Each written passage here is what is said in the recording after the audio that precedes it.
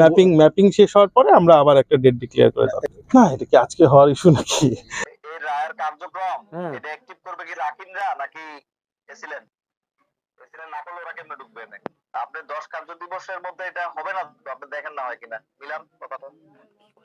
আরো কিছু কথা আছে আমি বললাম না আর কি, পরে আপনি বুঝবেন, ঠিক আছে?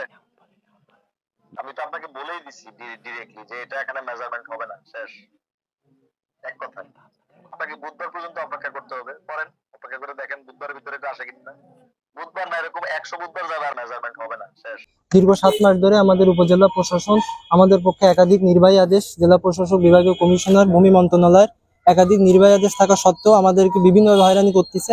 খুলনার বটিয়াঘাটা উপজেলায় ব্যক্তি মালিকানাধীন পৈতৃক সম্পত্তি দখলের এক অভিনব ও সুগভীর ষড়যন্ত্রের অভিযোগ উঠেছে নামী শিল্প প্রতিষ্ঠান জেএমআই গ্যাস কোম্পানির বিরুদ্ধে। অভিযোগ রয়েছে স্থানীয় সহকারী কমিশনার ভূমি বা এসিল্যান্ড কার্যালয়ের এক শ্রেণী অসাধু কর্মকর্তার যোগসাজশে বৈধ মালিকের জমিতে জোরপূর্বক সরকারি অর্পিত সম্পত্তির সাইনবোর্ড ঝুলিয়ে দেওয়া হয়েছে। উদ্দেশ্য, জমিটিকে সরকারি খাস জমি হিসেবে দেখিয়ে সরকারের কাছ থেকে লিজ নিয়ে ভোগ দখল করা।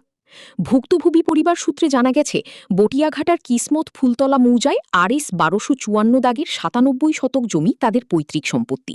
জমির CS, SA থেকে শুরু করে নামজারি ও বর্তমান খাজনা পর্যন্ত সব নথি তাদের নামে থাকা সত্ত্বেও জেএমআই গ্যাস কোম্পানি উক্ত জমিটি দখল করার জন্য ফন্দি আঁটে।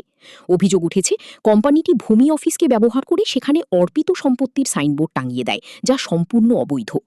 জমির বৈধ মালিক সকল তথ্য প্রমাণসহ জেলা প্রশাসক ডিসি বরাবর আবেদন করলে দীর্ঘ তদন্ত শেষে এসিল্যান্ড অফিস থেকে ভুক্তভোগী পরিবারের পক্ষে রায় প্রদান করা হয়। রায় স্পষ্টভাবে 1254 দাগের 97 শতক জমি পরিবারটিকে বুঝিয়ে দেওয়ার নির্দেশ দেওয়া হয়। কিন্তু দীর্ঘ সময় পার হলেও সেই রায় এখনও বাস্তবায়ন করেনি স্থানীয় ভূমি অফিস। সবচেয়ে ভয়াবহ অভিযোগ উঠেছে জেএমআই গ্যাস কোম্পানির ম্যানেজারের বিরুদ্ধে। ভুক্তভোগীর দাবি অনুযায়ী ওই ম্যানেজার দম্ভুক্তি করে বলেছিলেন, সরকার আপনাদের পক্ষে যত রায়ই দিক না কেন সেই রায় কার্যকর করবে এসিল্যান্ড। আর দেখে নিন, এসিল্যান্ড কোনোদিনই জমি মেপে দিবে না। 100টা তারিখ পার হবে কিন্তু জমি পাবেন না। বাস্তবায় এখন ঠিক সেই পথেই হাঁটছে। এসিল্যান্ড অফিস বারবার সীমানা নির্ধারণের তারিখ দিয়েও রহস্যজনক কারণে তা স্থগিত করছে। সর্বশেষ মামলা আছে বলে যে অজুহাত দেওয়া হয়েছিল, ভুক্তভোগী পরিবার সেই 1255 ও 1256 দাগের মামলাটিও উইথড্র করে নিয়েছে। অর্থাৎ এখন 1254 দাগের জমি মেপে বুঝিয়ে দেওয়ার ক্ষেত্রে কোনো আইনগত বাধা নেই। তবুও অদৃশ্য কোনো ইশারায় প্রশাসন নীরব ভূমিকা পালন করছে। এই কোম্পানি সর্বপ্রথম যখন আসে, তখন এখানে সত্যন বাবুর একটা বিতর্কিত জায়গা ছিল, সেটাও নাকি ভিভি সম্পত্তি ছিল।